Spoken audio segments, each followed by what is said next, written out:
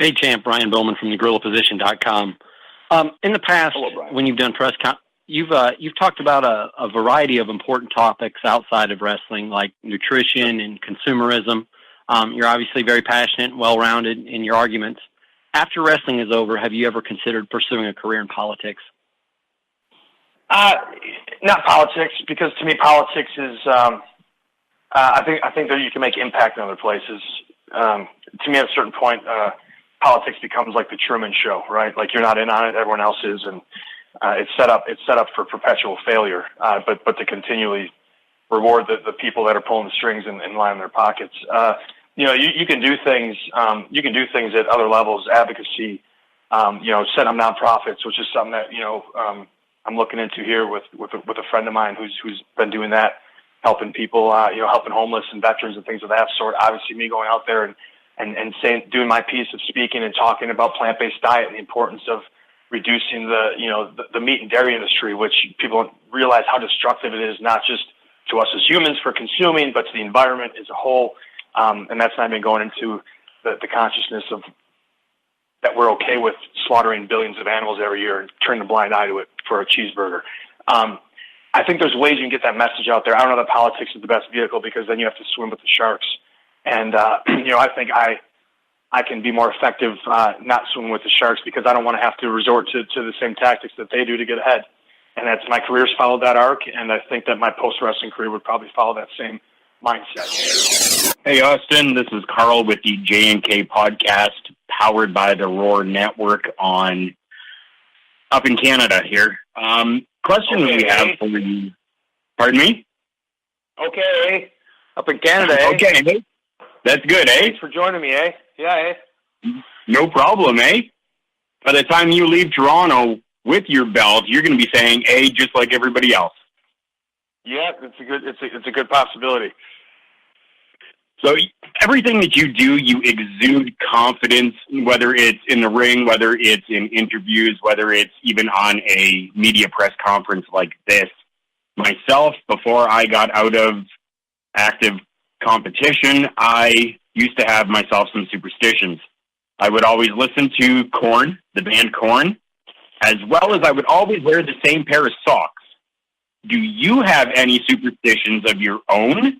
Or do you know of any oddball ones from other workers? Well, I appreciate that you clarified that you listen to the band Korn, as opposed to just kind of like sitting there listening to, an ear of corn or a bowl of corn kernels, As far as superstitions go, I mean, I don't know that I have superstitions, but I think, like, for me, the sunglasses thing, like, I always have a pair of sunglasses with me. Because I never know when I have to be in costume, But yeah, I wear my sunglasses a lot. Maybe that's a superstition, but no, I don't really have too many. When I was younger, I used to not step on cracks, But and as far as other superstitions, I'm trying to think. There was a guy up that I trained with early in Minnesota, and he just retired a year or so ago. Good fella named the Playboy Pete Huge. And Pete Huge wore the very same pair of boxer shorts from his first match. And he wore them every match. And it was probably, I want to say, 12, 15 years, until they're literally just a waistband with some tattered, remains of what used to be boxer shorts. But he wore them every match, and even to the point to where they were really no longer useful. So that's one that I do recall. Awesome, thank you. And his finishing move was the G-spot, which was like the X Factor, but it was the G-spot. It was great. He hit you with the G-spot.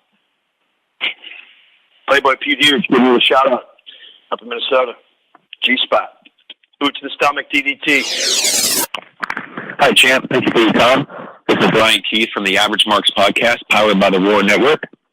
I would like to know, what does your diet look like heading into a championship bout? What are you eating more of? What are you eating less of?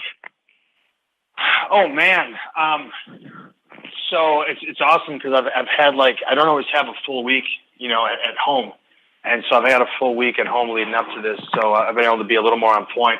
I do have like a sponsorship deal with Trifecta Foods, and they send me great vegan meals every week. That if especially from a time standpoint, if I don't have time to cook, There's, good things, again, beans and rice, lentils, quinoa, lots of fruits and vegetables, lots of nuts, and then just drinking plenty of fluids. I think, especially being out here in the heat, we're eating a lot of watermelon, drinking a lot of watermelon juice, and then just, the good old H2O.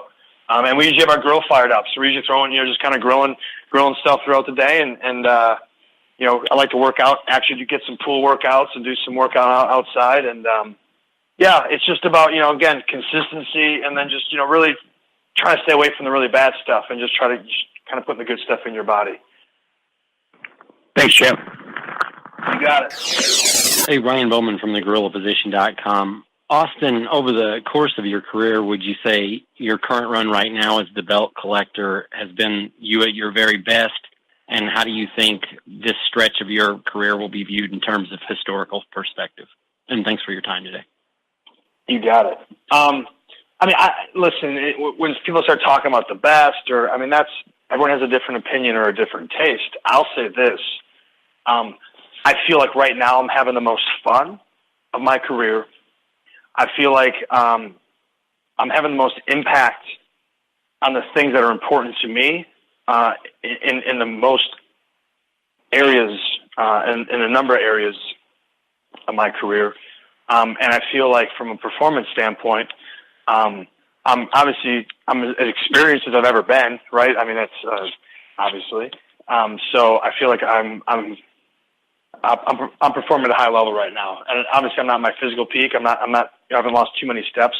I still feel like I'm feeling good in the ring. I'm moving good in the ring. But I think mentally right now, there was a period there where you think you forgot everything, or everything you thought you knew, you question. And then when you dial it back in and you start feeling it again, you start seeing it again. Right now I feel it's at a high level, and maybe at the highest level of my career. And really now I'm starting to look at, well, man, how much longer can I sustain this? Because, at a certain point I had a certain number in my head as far as how many more years I could do this. And now that number, who knows? Could I do this for another decade? Could this be the start of an even greater stretch of success than I've even had for the first 18 years? I'm excited to see that possibility play out.